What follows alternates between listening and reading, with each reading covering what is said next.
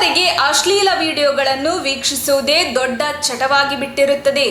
ಅಶ್ಲೀಲ ಚಿತ್ರ ನೋಡದೆ ದಿನ ಕಳೆಯುವುದೇ ಅಸಾಧ್ಯ ಎಂಬಂತಹ ಪರಿಸ್ಥಿತಿ. ಇಂಥವರ ಮೆದುಳಿನ ಮೇಲಾಗುವ ದುಷ್ಪರಿಣಾಮಗಳನ್ನು ನೀವು ಕಲ್ಪಿಸಿಕೊಳ್ಳುವುದು ಕೂಡ ಅಸಾಧ್ಯ. ಅಶ್ಲೀಲ ಚಿತ್ರ ವಿಡಿಯೋ ನೋಡುವುದರಿಂದ ಮೆದುಳಿನ ವೈರಿಂಗ್ನಲ್ಲಿ ಬದಲಾವಣೆಗಳಾಗುತ್ತದೆ. ಫ್ರೀ ಫ್ರಂಟಲ್ ಕಾರ್ಟೆಕ್ಸ್ ಎಂಬ ಮೆದುಳಿನ ಬಹುಮುಖ್ಯ ಭಾಗಕ್ಕೆ ಹಾನಿಯಾಗುತ್ತದೆ. ಪ್ರಚೋದನೆ, ಇಚ್ಛಾಶಕ್ತಿ ಎಲ್ಲವನ್ನು ನಿಯಂತ್ರಿಸುವ ಭಾಗ ಇದು.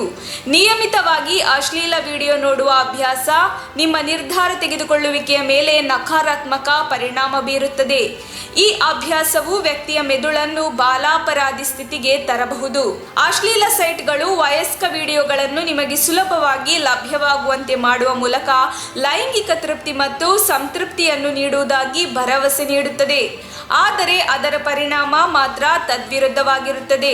ಅಶ್ಲೀಲತೆಯ ವೀಕ್ಷಣೆಯಿಂದ ನರವೈಜ್ಞಾನಿಕ ಪರಿಣಾಮಗಳಿಂದ ವ್ಯಕ್ತಿಯು ಮಾನಸಿಕ ಅಸ್ವಸ್ಥರಾಗಬಹುದು. ಉದ್ವಿಗ್ನತೆ, ಖಿನ್ನತೆ ಸೇರಿದಂತೆ ಹಲವು ಬಗೆಯ ಸಮಸ್ಯೆಗಳು ಕಾಡಲಾರಂಭಿಸಬಹುದು ಎನ್ನಲಾಗುತ್ತಿದೆ.